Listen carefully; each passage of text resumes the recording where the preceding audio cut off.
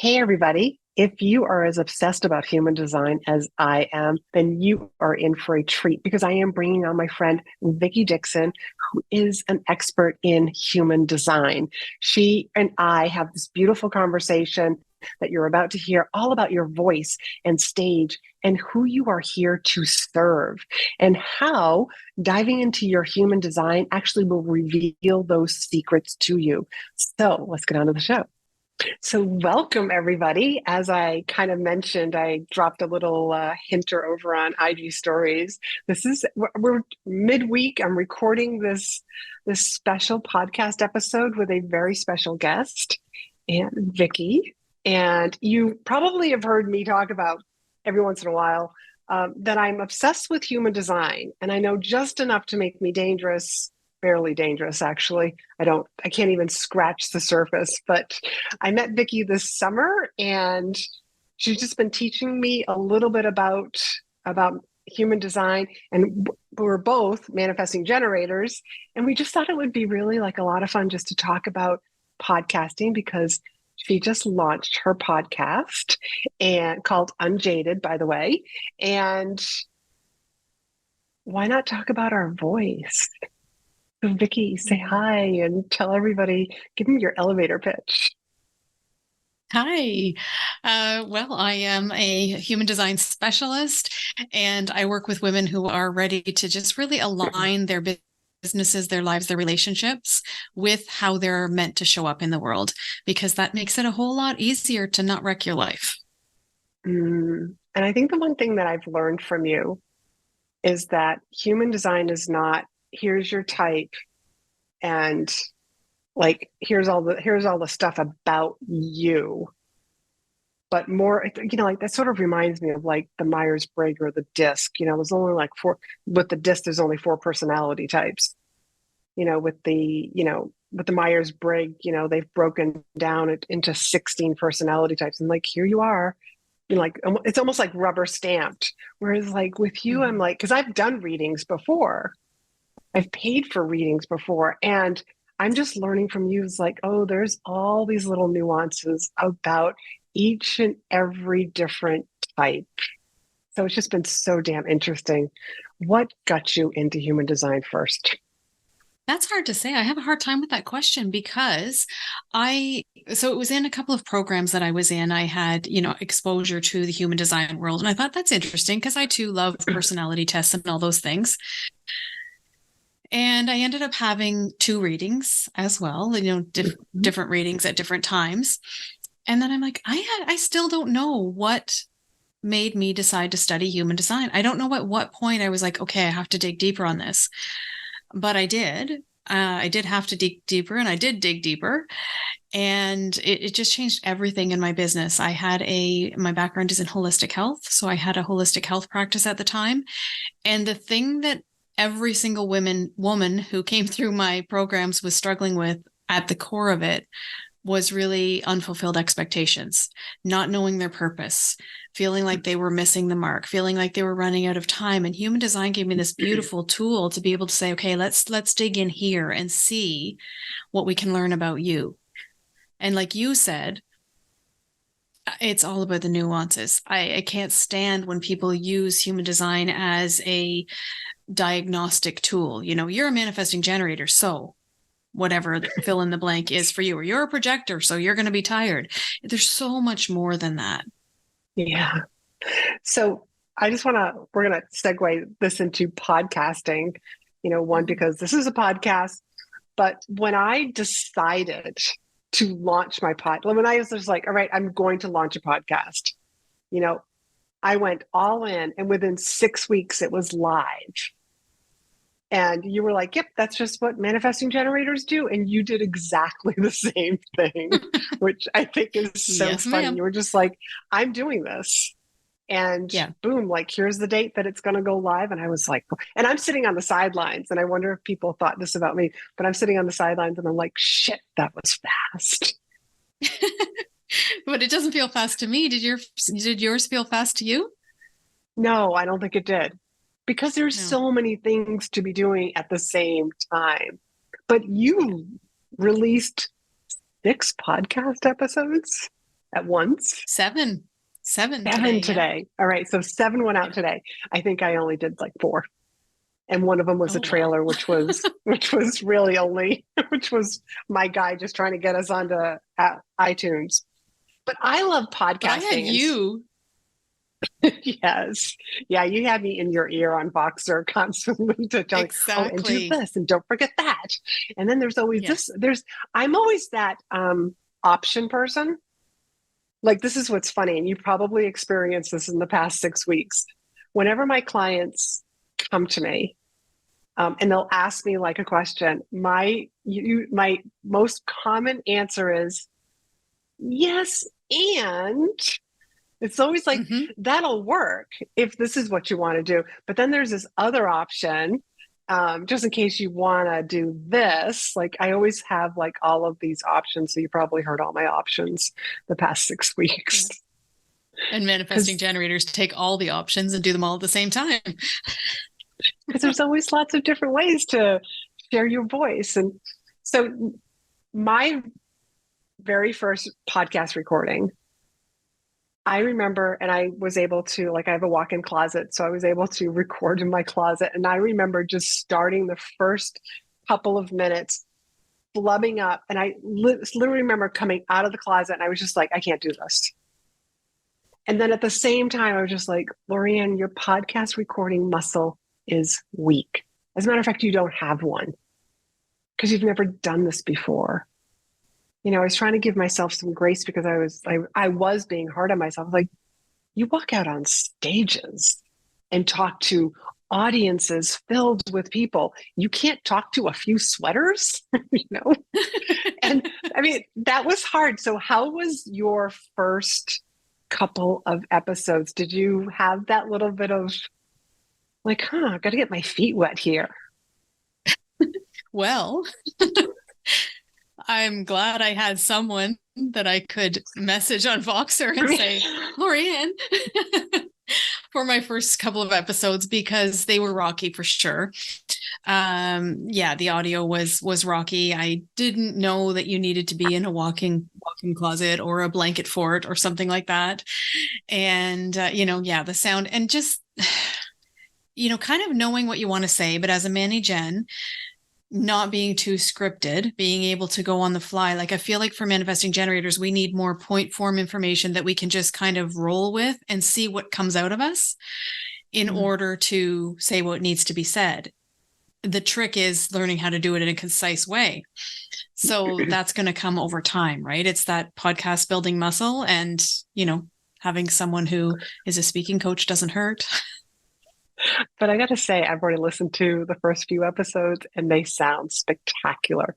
And you're right. Like, I had some behind the scenes, information, as you were going along. And I know, but it sounds so damn gorgeous. Like, hearing you say I was struggling, can't tell at all. So congratulations, and thanks. I wanted to sort of bring that out because a lot of times, I hear like clients who come to work with me and I just, there's so many people who want to be perfect, and when you're trying to be perfect, you forget your personality. You forget that I got to do some practice runs before I get good, and so I always share with people, like, you can go watch my first Facebook Live. I leave it on Facebook intentionally. And I am like flat as a board, and like there's no personality, and I'm just staring at this camera. I think I smiled, but it was probably more like a fake smile. But I leave it up there because I want people like, go look at that and compare it to today. Like, there's so much more personality. I'm so much more comfortable speaking basically to myself, when I'm recording my own podcast or doing my own live streams. But, right now I get the opportunity to talk to you. But how fun was it to share your expertise and knowledge? Yeah, it's been a lot of fun. And marketing is my love. Like, so this morning I found myself in this loop. Actually, I need to do an Instagram live about this. This morning I found myself in this loop of not celebrating. And this is like a theme in my life where I don't stop. And I think it's a theme for a lot of us, where we don't actually take a few minutes, take a breath and celebrate. Oh my gosh, I just did this thing. I just birthed this thing that's out in the world now for the rest of eternity, possibly. And, it can be such a temptation to be on to the next thing. And that's the spot that I found myself in this morning, was already like, okay, what's next? What's next? What's next? Because it's, again, that manifesting generator urge to just be on to the next thing for us to master. So it's been a day of really trying to sit in, okay, I did this and I'm going to enjoy it, because I love the launch process. Absolutely love the launch process. And and then it's like, okay, give me something else to launch. I don't even care if I ever deliver anything. Just let me keep launching. So yeah. All right. So this shows that nuances of manifest, of just any type. We're both manifesting generators. You love to launch, and you're just like, I can just like keep launching. And you're right. Your marketing is really, really good, by the way. Whereas I'm just like, oh my God, do I have to launch? I mean, like right there's a difference. And I want to point that out, because I don't want people to say, I'm a manifesting generator, but I don't like to launch. Or I'm a generator and I love to launch. I don't even know if that would be true. But again, like there's all these like different nuances to our different types. Sure. Yeah.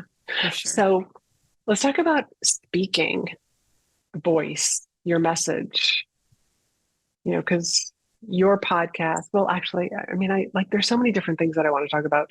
And I almost don't want to skip over the marketing thing, how you love it. Please tell me why you love it. What is it about marketing that you're just like, I could do this all day long? Well, I'm going to bring human design into this because it's the only explanation that I have. I'm a second line, so I'm a 2-4 profile. And second lines have a natural genius. We're called the naturals. And we don't really know what our genius is until the world calls it out of us. And for 30 years, this marketing genius has been being called out of me. And I just do it over and over and over and over and over again. And I build successful businesses over and over again. And I think that it's something that everybody can do. And then it's like, oh, wait a second, that's your second line genius being called out of you. I'm also quad right, which is in human design, something that 0.05% of the population has or is. And that is like this very unique way of gathering in information, taking in, digesting all of life when we don't even know we're taking in information, and then being able, when the right person asks us, to just like, bloop, here's the answer, which is really great in marketing, because I can look at anybody's business and be like, oh, this is the thing. And I think that's what makes marketing so easy for me. It's because I see it everywhere. Like I walk into a store, I go into a service space, but like, it doesn't matter what business we're talking about. It's like, it just comes out of me like crazy. I love it. And I think it's just the thing that I'm here for. Yeah. Now I'm noticing, well, I follow you on Instagram, and you're not really on Facebook, and you're not on LinkedIn. Like, is there something about Instagram, like, and your type that, or is it like the love of marketing? Is it the visual that just made you gravitate towards it? No. So LinkedIn, I hate. I just find it too boring. It's too, and maybe I could do it differently. I just never have taken the time to, but I just find it too much like you're in a box. It's very serious, and I'm not a very serious kind of put out all of these serious articles kind of person. So Facebook, I have a really good following on Facebook, but I haven't been able to honestly stomach it for the last long. It got very dramatic. It got to be a very conflict driven space. And I just didn't want to keep putting my energy there, because my energy is the only thing that I have that I can really and truly protect with all my might. So I made the switch over to Instagram, not because it's visual. Like, I don't really think I'm a hugely visual person. I just felt like I was also in the middle of a niche change, going from holistic health more into human design full time. And I felt like it was kind of easier to be in a new niche on a new platform. So I really kind of doubled down on Instagram. And I like that I don't have to be, I don't know, it just feels different than Facebook. To me, it feels very, very different than the energy that Facebook requires from me. I like it. Well, one of the things that, your grid, or whatever the hell they want to call it, is just so beautiful anyways. Oh, thank you. I do. Surprising. I love like one of the things that I thought was so creative was your grandkids at the ice cream store all these different flavors. And you made a beautiful comment about all the different options that are available to, and I'd have to go back and look at, but I just always like, I see some of your posts and I'm just like, that's so creative. Like, I wish I could think of things like that. But I'm a You have responder, your so I own. could actually, yes, I could respond to that. That's a Yes. whole Yeah. nother thing. We'll get there, folks. But let's just like talk about our voice, because I think there's so many people who they just don't know what their unique voice is. So I think, and I know like I used to like, I'm just like, I'm looking around at other people like they must know better than me what I should be talking about. So I'll just like pick like like whatever industry you're in. I mean, I come from the professional speaking industry, and there's so many different niches for speaking. And I spoke on like leadership and corporate engagement, but it's like I would look around and I mean, there's an ocean of leadership speakers. And I had noticed that like so many people were saying the same thing. And it was just like, and that's when I wrote my first book, Leadership is Not What You Do, It's Who You Become. I mean, so that became like almost I'm going to call it a mini stage because that was my catchphrase. And that's what I spoke about. Like leadership's not something that you just do as a job, so I kept speaking about that. But I do find that people just kind of like look around. It's like, what am I supposed to say? When am I going to know what to say? And I Mhm. think like this is something that like you look at someone's chart and be like, oh, and like you just rattle, you're just like, oh, here it is, which I Yeah, find so here it is. Yes. fascinating. So you can definitely look to the chart and see clues into what someone is here to speak. So you can look at your Mercury and your human design chart if you're familiar with astrology or with human design. You can look at your Mercury and you can see, the gist of what you're here to communicate. But what I don't love is when we get really locked into that. So when I look at someone's chart and I look at their Mercury, let's say your Mercury is in um, gate 27. Gate 27 is all about nurturing. It's mama bear energy. Well, it doesn't mean you have to talk about mama bear energy and nurturing in your message. It just means that that's the flavor that you bring to it. So, we can look at your Mercury, we can look at the line that it's in. So every planet has a gate and a line. We can look at the line that it's in and we see the tone of your voice for that. We can look at your profile and see the character you play in people's life. Like it's more than one thing. When you were talking about you choosing what style of leadership you want to talk about, I looked down at your chart and I'm like, well, of course, because you have gate 43 and gate 43 is the gate of insights. It's the gate of really different ways of looking at something and then finding a way to speak it. So I'm like, well, See, of course you speak about leadership differently. Makes sense. so this is why I find what you're doing and bringing to the world so fascinating is because like just to hear you speak about like my past, it's like I find it liberating. It's like almost like permission giving, like, oh, so right, that's what I do. I find these insights, and I've got all these different insights on speaking and how speaking has to blend with your personality. It has to blend with your business model because you've got like you and I've had this conversation. You're like, I'm not traveling around the world. I'm not hopping on Mm-hmm. airplanes. Mm-hmm. So I'm just like, so that means you only hop on an airplane if you want at all. Like it may only be twice. You may tell people a meeting planner, I'm sorry, I'm already booked for this year for showing up. I can show up virtually, or you can book me for the following year. And that can work brilliantly. I mean, it has to blend with your personality. Yeah, So but anyways, I'm before you getting said that, I never would have thought of that. Like it never would have occurred to me that you could just choose, oh, I'm going to book 2 major speaking engagements a year and that's it. And once they're booked, they're booked. And then you said that and I was like, oh, yeah, I forgot that I control my schedule for a minute here. Thank you, Laurie-Ann, like, and in you know, between there's podcasts and webinars and workshops and all of the other things that you still are using your voice for.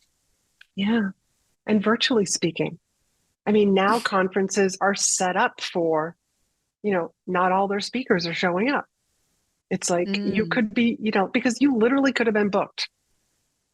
You could have been booked on that day. You were hopping, you were going to be flying home that day. I mean, like, sorry.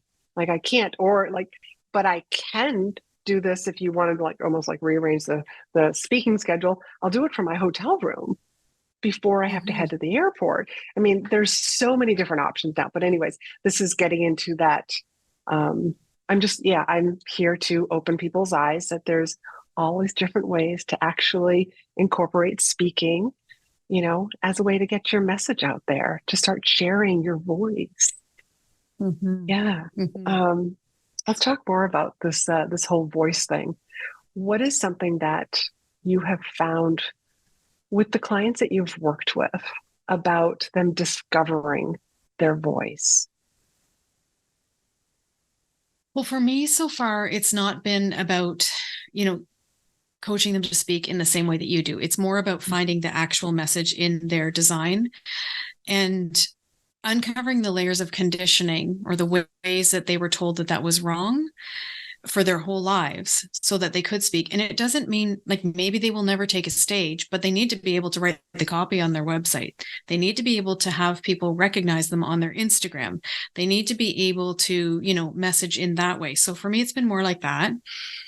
And it's really freeing once they start to realize, oh, that's actually how I'm meant to speak. I actually do have a message. I have a purpose. And I think that we get really caught up in thinking that our purpose is what we do.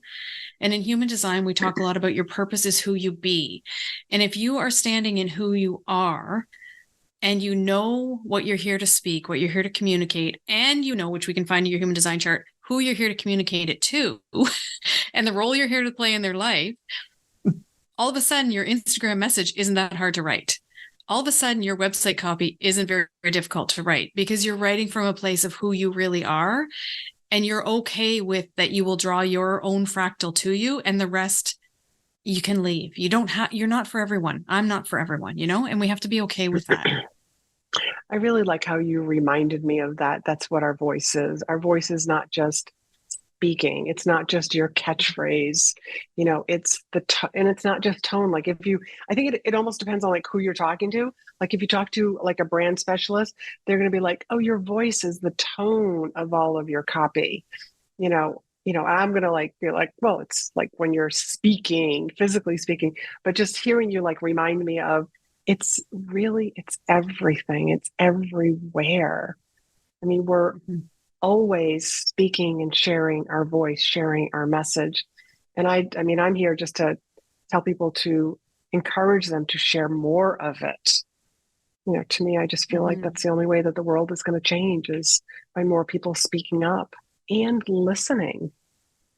I think, speaking is also listening so that we hear more about, like like I always tell my clients, leave the microphone on if you're recording afterwards, because it's those questions that people ask you.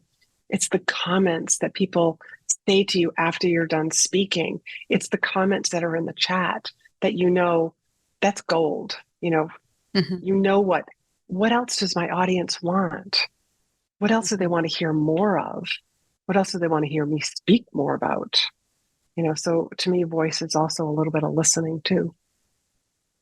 Yeah. And then we can put a human design spin even on that and say that, if you're a generator or a manifesting generator, you get to respond to those. And it could be that you just keep an idea bank and you respond when you're in the mood to create content. For a projector, you look at that chat. I'm looking over at my chat. You look at that chat or, those questions that have come in as invitations, as someone recognizing you as the expert or the guide, and you use that to create your content. For a manifestor, you look at that as, okay, these are things that people need to be informed of. For a reflector, you look and think, these are the things that people are wondering about that I can really mirror back to them a better way to stand in their energy on this. So, I mean, there's something for every type in every question that your audience gives you. You can completely use your strategy to, I want to say respond because that's the word, but not respond as the way manifesting generators and generators do. Just you can use those questions to respond in a way that works for your strategy in human design. Oh, see, I love this. I find this so fascinating, so damn fascinating. And I know that when I look at my chart, I don't see it the way that you see it because you're the expert. And for anybody who, if you haven't run your chart, we'll make sure that it's going to be down in the show notes whether you're watching this on YouTube or you're listening to this, we'll make sure that we have a link to so that you can get your chart run. And Vickie has a great, email sequence that's very specific to your type and shares a lot of information. I wanted to get that out there. Little plug for you. But, one thing that you and I have talked about over the past couple of weeks is, like, I was sharing with you that, I was taught to be shy. I was taught to be quiet. My family moved to Japan.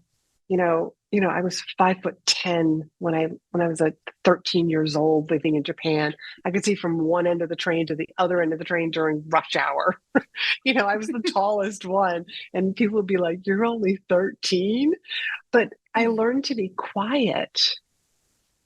And this was something that you had mentioned to me about. It's like, this is a lot of the type of women that you work with. Like, we are just, is it just that we're from a generation, like our parents, my mother was very prim and proper, and so was my grandmother. And so I think it was the, like, well, you should be, like, children should be seen and not heard. And it's just like, well, it's that ripple effect of when we get to adulthood that we're still acting like we were 7 years old. And that just quiets us down. Yeah. Well, and I think, at the risk of sounding too jaded, I think that the world has valued quiet women more than loud women for a very, very, very long time. And I don't, subscribe to the thought process that men don't have conditioning, because they absolutely do. We have all been conditioned. But I think for women especially, it's been to be quiet, and that what you say is not of value. And, our mothers had that conditioning. Our grandmothers had that conditioning. It didn't start with us. Let's hope that we can end it with us. I do see that in a lot of the children who are coming up now, who are being raised to speak and to be able to speak their needs. I think a big thing in our generation, for sure, and certainly something that comes up with almost all of my clients, is that we were kind of emotionally stunted in our voices. So there is a thing in human design, half the population is emotionally defined and half is not. And those of us that are emotionally defined, that's most of the women that I work with. And we're actually here to feel our emotions deeply and to express them and to just understand emotions. And most of us don't, because we were conditioned to not feel our emotions. We were conditioned to be, more stoic or more proper or more whatever it was. This is the role that you play, and don't you get out of this role, because then I'll have to do something about it. I'll have to be uncomfortable with what you're showing me. So a lot of, the most of the work that I do is in actually helping people to decondition those layers of things that's not even who they really are. It's not only not their voice, but it's covering up who they really are. So how could they possibly find their voice if they can't find out who they really are, or they don't know who they really are? I'm just like listening to you, and I'm thinking, how does somebody know when they don't know who they are? And I know that's such a huge question, but I'm sitting here thinking, like, do I feel my emotions? Do I feel all of my emotions? It's reminding me of, I took this energy audit course from one of my past coaches, and like, one of the exercises that week was to write down whatever emotion you were having, like, periodically throughout the day. And she had a chart of all these emotions, and I was like, oh my God, I thought there was like 5 different emotions. Yeah. I am totally exaggerating, but if you asked me to write down all the different emotions that I have throughout the course of a week, I probably would only come up with like maybe 4 or 5. But to see them, like, to really, like, go deeper and deeper and deeper, it's like, you're right. Like, we've like, here it is. You can feel and hear, but there's all this extra stuff. So how do you know when you don't remember? Like, you don't remember who you really are. Don't know who you really are. That's a good question. Yeah. Okay. I think there's a big answer to that question. But what I can say here is, how will I say this? One second. What I can say here is that I think that there is an inner guidance system. And I think that when we are not being all of ourselves, there is a little alarm bell inside of us that is telling us that something's not right. And I think that we have beautiful gifts in our planet of planetary returns, I'll call them astrological events. So a lot of what human design is the planets at the time of your birth and 88 days before your birth, the position of those planets. And there's going to be planetary returns about every decade. 29 when you're about 29 or 30, when you're about 39, 40, 41, 50, 51, 58, 59, 60, you're going to get a planet returning into the birth position in your chart. Does that make sense so far? That's a lot. Ish, I know. Yeah. What I guess the way to say it is that the universe is going to conspire with you to give you these, boom, okay, get on track several times in your life. Okay. Moments. Yeah. Moments okay. Which could last for a year and a half, 2 years. We all have things in our lives where we can look back on and go, oh my gosh, like, how did I survive that? Or maybe you're facing something now that you're thinking, how am I going to survive this? And I think that the opportunity or the invitation is to see it as a gift, because it's your soul saying something's not right here. Something's off track. And that's your invitation to, what do I need to do in this moment to get back to me? It's like there's this disconnect between the life you're living and the life your soul came here to live. So I think we get, the planetary returns just help to kind of push us along or boost us or shock us into some sort of change. It doesn't mean it can only happen about every decade, but I do find that, that's why we used to call them midlife crises, right? Because there's one around the time you're 40, one around the time you're 50, and stuff kind of can go wonky, but that's a good thing. It's a good thing for stuff to go wonky and for us to realize that we're off track. Yeah. Yeah, wonky is not a bad thing. It's just like you said, it's like a wake-up call, a reset, a time to just kind of like, am I happy here? Because too many times I think we're just moving along. I call it like, there's so many people who are sleepwalking through life. They just like get up, go to work. It's almost like they're on the treadmill to nowhere. Until like something happens, like there's got to be more.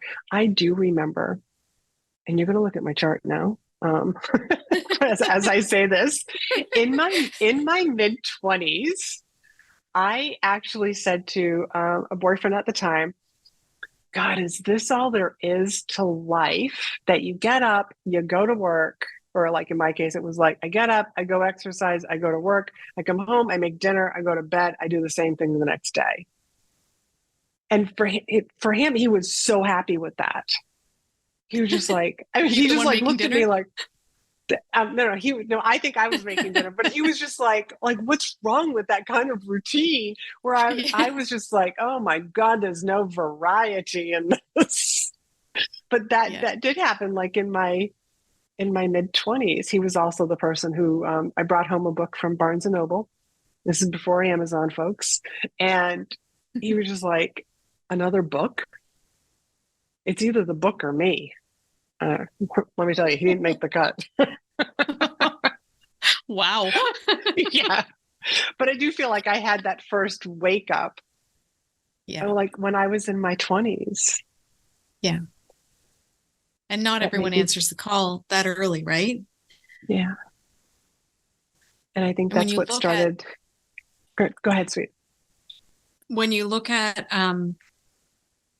women that are really on fire and changing the world, most often we've had to have a few wake-up calls before we really step into that. Most often we've had to take a few decades to find our voice, to find our footing, to find our purpose, to really be able to stand in it. It takes a while. For most. I mean, there are some people who are 30 and killing it, but for most of us, it takes some time. It takes a lifetime to do the work you're here to do. Thank you for that. That's beautiful permission giving.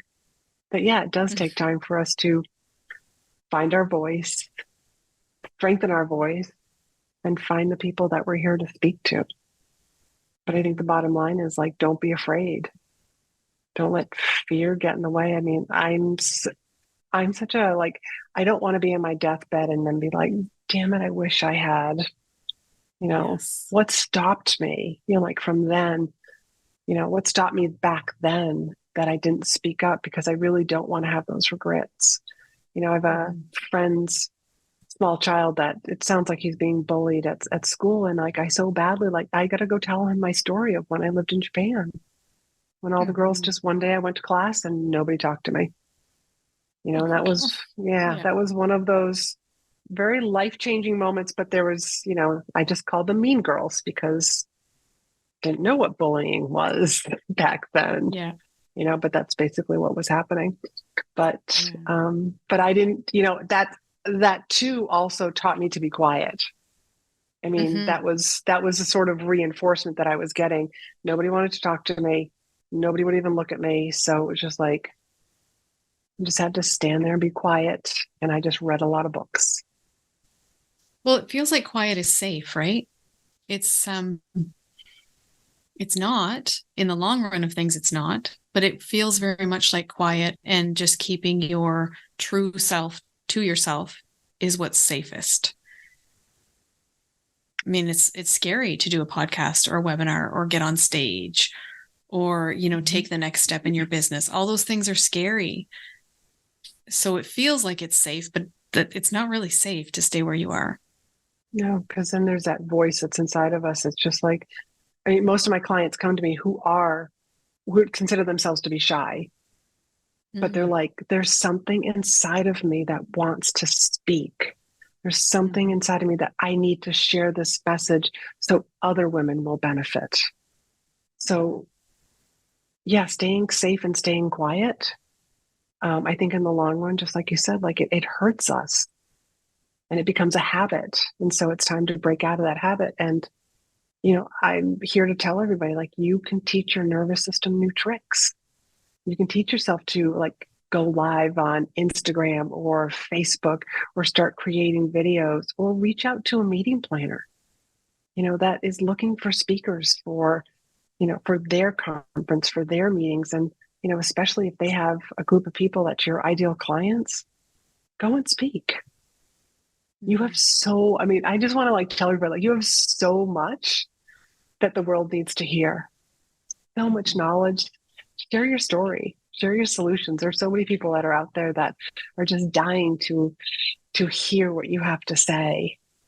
And then if you know exactly what you're here to say and who you're here to speak to, you can almost like fast track that. That's It's almost true. And we like do like to taking the fast express track as lane. many gens. We Yeah. do, Put us in the we express do. lane. I do like to take the express lane a lot. Yeah. So, in closing, is there anything that you want to share with everybody, with my audience, with your audience? Because we're going to put this on both of our podcasts. Right. Well, I think you said it beautifully there with just, we can no longer not allow our voices to be heard. We can no longer stay quiet. Whatever it is, someone needs your message. Someone needs to hear your story. Your story isn't for you, really. The things that happen to you really aren't for you. They're to share with the rest of us so that we can all learn and grow together. And I think that the more of us that stand in our power, the more of us that use our voice, the better the world becomes. So we need your voice. Well said. Well said. I think we should end right there because that's beautiful. That is absolutely beautiful. Thank you. So, wow, that was such an amazing episode and so much information. And I hope that you got as much out of that as possible. And if you don't know what your design is, click the link down below so that it will take you to Vickie's website so that you can actually run your chart. There's only 3 pieces of information that you need to know: your date of birth, the time, the exact time, and also where you were born. So I'm sure you know all of those 3 pieces of information. But if you want to know more about speaking and how can you tap into speaking, how can you start using your voice and your message to deliver your story and your solutions and help the people that you're here to help, then I want to encourage you to hop on down to book a call with me so that we can talk more about your business and how we can get you visible in front of audiences that are filled with your ideal clients. Because after all, speaking to a group of people can be so much fun, both personally satisfying and exhilarating, and also you're impacting so many other people's lives at the same time. So till next week, be in demand.